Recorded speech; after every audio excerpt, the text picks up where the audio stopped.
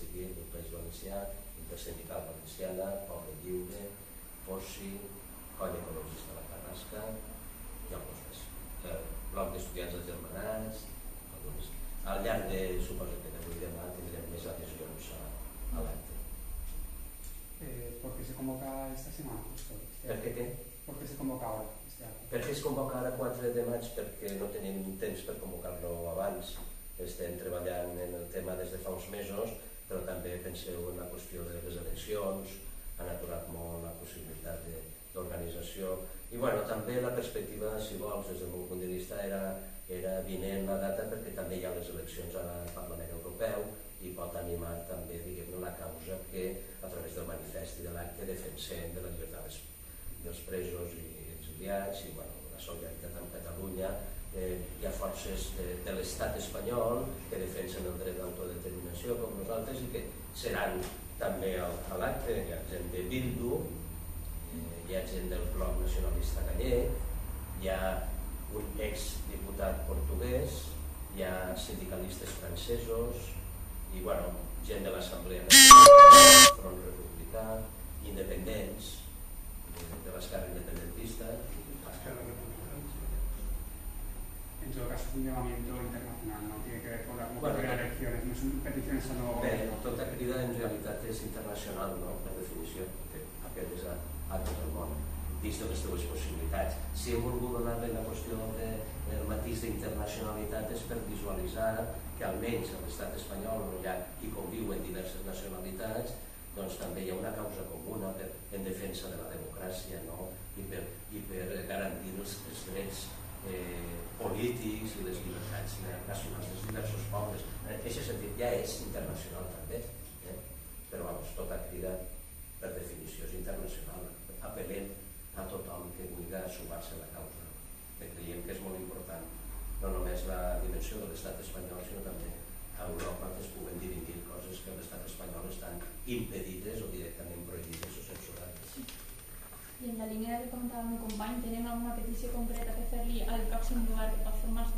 Sí, bueno, es resumeixen les consignes que hem fet explícites, però bueno, és una solidaritat, diguem-ne, amb Catalunya, però després hi ha la llibertat dels presos i preses, encausats i exiliats polítics, hi ha la defensa del dret d'autodeterminació i també concreten molt i perquè és contra la llei Mordassa, la derogació de la llei Mordassa i un parell d'articles del Codi Penal que dificulten o directament criminalitzen el dret de vaga o el dret de manifestació.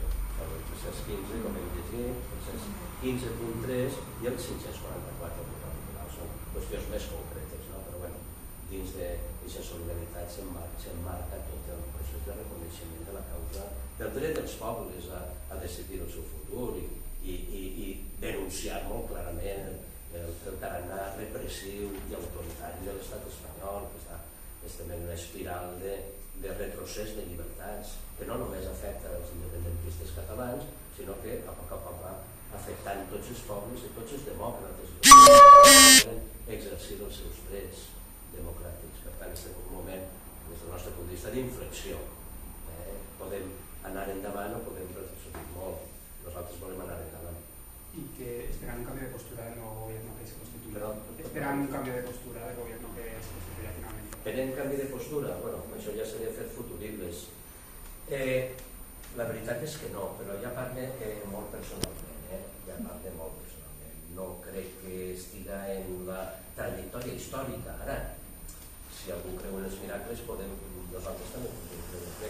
La nostra funció en qualsevol dels casos és pressionar. I no sé què faran, no sé si tindrem prou força tots plegats. De totes maneres, també el mateix futur govern espanyol està en una situació delicada en què la baralla i les cartes no estan perfectament delimitades. Per tant, hi ha també la dimensió europea. Jo crec que tard o d'hora, efectivament, els presos han d'estar al carrer, han de ser reconeguts els seus drets, hem d'assistir també a l'enèsima conculcació de les llibertats amb la impossibilitat que el president Puigdemont i els consellers Comín i Ponsatí no poden presentar-se en nom de què? No ho sabem, de repressió pura i dura, de censura directa, conculcant els principis bàsics de tot ciutadà. perquè si figuren en el cens electoral com a ciutadans de ple dret de l'estat espanyol i no tenen cap causa oberta ni cap ordre de detenció, no entenem. Seria un exemple com tants, no? Per tant, què farà el govern el futur govern de Pedro Sánchez? No ho sé, no ho sabem. Nosaltres, com a ciutadans conscients i responsables, pressionem perquè siguin reconeguts els drets de totes les persones a votar, a autodeterminar-se, a expressar-se lliurement. Aquesta és la qüestió. Alguna cosa més? Jo, si pot ser, m'agradaria que repetíeu el vostre càrrec i el vostre nom per si hi ha hagut alguna interrupció. Solidaritat i... No, el vostre vosaltres. Núria Espí i Manuel Rodríguez Castellà.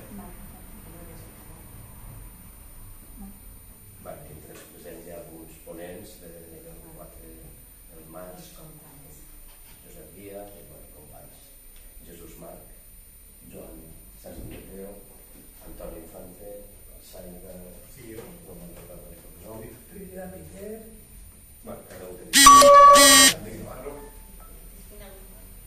i Rafael també un històric, ex-catedràtic de matemàtiques de la universitat i, en fi, històric militant de l'esquerra valenciana. I serà una acta abierta. Perdó, parla més fort, no tingues por. Que serà una acta abierta. Sí, perquè escolta, és un acte obert en aquest teatre que esperem que segurament estarà rebosat de gent, perquè aquesta qüestió és una qüestió de democràcia contra aquells que estan limitant les llibertats civils, socials i polítiques de la gent. I la clau de volta de tot plegat és això. Són persones, entitats que defensen els valors democràtics i no entenem com un problema polític es pot resoldre sense els mecanismes de la democràcia i de la política i intentar resoldre-los per via repressiva i via judicial.